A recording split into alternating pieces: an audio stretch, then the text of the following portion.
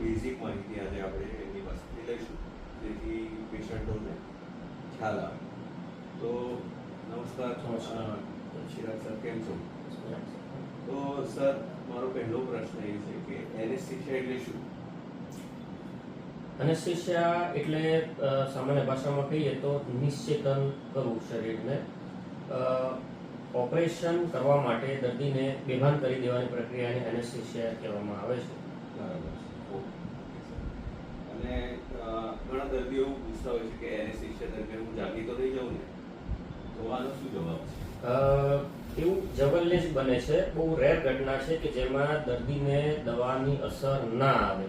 એ ભાગ્યે જ બને છે. બાકી મોટા ભાગના કેસોમાં દર્દીને જાગવાની શક્યતા રહેતી નથી. બરાબર છે. અને સર, એનેસ્થેસિયા સુરક્ષિત છે કે એમાં ભય રહેલો છે? એનેસ્થેસિયા આપવાની પ્રક્રિયા વર્ષોથી ચાલુ છે અને આટલા વર્ષો દરમિયાન એમાં ઘણા બધા ઇમ્પ્રુવમેન્ટ્સ આવ્યા છે. નવી નવી ટેકનોલોજી આવી છે, નવા સાધનો આવ્યા છે, નવી દવાઓ આવી છે, જે બધાના કારણે એનેસ્થેસિયા આપવું પહેલાના કરતાં વધારે સુરક્ષિત બન્યું છે. છતાં પણ સામાન્ય જોખમ તો દરેકે દરેક દર્દીમાં રહેતું જ હોય છે.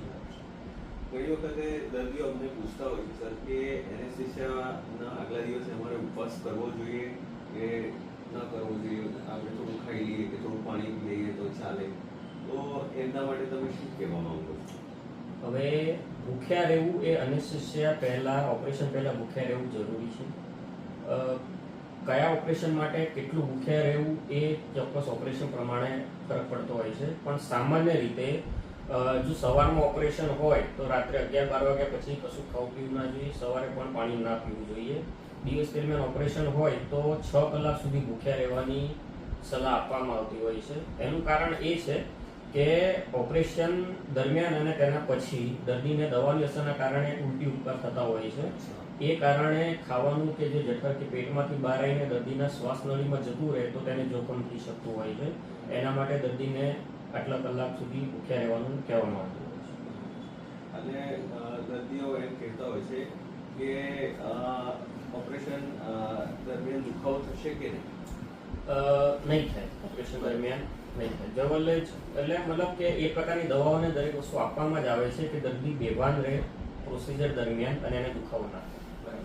અને ઘણા દર્દીઓ હોય છે એમને એલર્જી થવાની શક્યતાઓ હોય છે, તો એ વસ્તુ માટે તમે શું કહેશો? એનેસ્થેસિયા દરમિયાન અને ઓપરેશન દરમિયાન એલર્જી થવાના ચાન્સીસ ખૂબ જ ઓછા હોય છે. જે દર્દીઓને પહેલાથી કોઈ વસ્તુની એલર્જી હોય, ધૂળની એલર્જી હોય અથવા તો બીજી કોઈ દવાથી એલર્જી થયેલી હોય, તો એવા દર્દીઓમાં દવાથી એલર્જી થવાના શક્યતાઓ રહેલી હોય છે. એવા કેસમાં દર્દીએ ડૉક્ટરને ઓપરેશન પહેલાં જણાવવું. ડૉક્ટર પૂછે જ છે દર્દીને એનેસ્થેસિયા આપતા પહેલાં, છતાં પણ દર્દીએ ડૉક્ટરને જણાવવું જરૂરી છે કે મને આ દવાની એલર્જી છે, જેથી બીજી કોઈ દવાની એલર્જી થઈ શકે કે નહીં એની તકેદારી રાખવામાં આવે, એના ટેસ્ટ ડોઝ આપીને એનું નિવારણ લાવવામાં આવે. અને ઘણી વખતે દર્દીઓ એ પણ પૂછતા હોય છે કે મને ઓપરેશન દરમિયાન જે બધી વસ્તુઓથી મને યાદ રહેશે કે નહીં રહે, તો એના વિશે તમે શું કહેશો? જનરલ એનેસ્થેસિયામાં દર્દીને યાદ રહેવાની શક્યતા બિલકુલ નહીં છે. બરાબર છે. ઓકે. નથી કીધું ને કે જે દર્દીઓમાં, અમુક દર્દીઓમાં ભાગ્યે જ બને છે. હજારો ઓપરેશનમાં એકાદ દર્દીને એવું થઈ શકે કે જેને દવાની અસર ઓછી આવે અથવા ના આવે, એવા દર્દીઓમાં એવી શક્યતા રહેલી હોય છે. બાકી 99.9% યાદ રહેતું નથી. ઓપરેશન દરમિયાનની ઇવેન્ટ દર્દીને યાદ રહેતી નથી. ઓકે. અને ઘણા બધા વૃદ્ધ દર્દી હોય, જ્યારે 70 વર્ષ 80 વર્ષના દર્દીઓ હોય, તો એમાં આપણે એનેસ્થેસિયા આપી શકીએ? આપી શકાય. કોઈ પણ દરેકે દરેક દર્દીમાં કોઈ પણ એજ ગ્રુપના દર્દીઓ હોય, બરોબર છે. હવે વૃદ્ધ દર્દીઓમાં શરીરની અલગ અલગ બીમારીઓ, એમને પહેલાથી બીપી, ડાયાબિટીસ, થાઇરોઇડ, ગમે તે હૃદયની બીમારી, શ્વાસની તકલીફ, એ બધી તકલીફો રહેલી હોવાની શક્યતા છે. બરાબર. એ કારણે એનેસ્થેસિયા અને ઓપરેશન એમના માટે જોખમ પૂરતું હોય છે. પણ છતાં પણ દરેકે દરેક કેસને સ્ટડી કરીને એમને યોગ્ય પ્રકારનું એનેસ્થેસિયા આપવાથી ગમે તેટલા 100 વર્ષના હોય તો પણ ઓપરેશનો થાય છે અને સુરક્ષિત બહાર આવી શકે છે. સર, જનરલ એનેસ્થેસિયા અને સ્પાઇનલ એનેસ્થેસિયા એમાં શું ડિફરન્સ છે?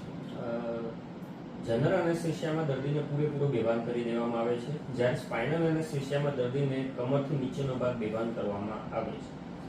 કમર પેટના અથવા તો પગના ઓપરેશનો હોય તો એમાં સ્પાઇનલ એનેસ્થેસિયા આપીને એટલો નીચેનો ભાગ બેભાન કરી શકાય છે, જેથી દર્દીને પૂરેપૂરો બેભાન ના કરવો પડે અને એના કારણે એને બીજા જોખમો ઘટી જાય. Right right.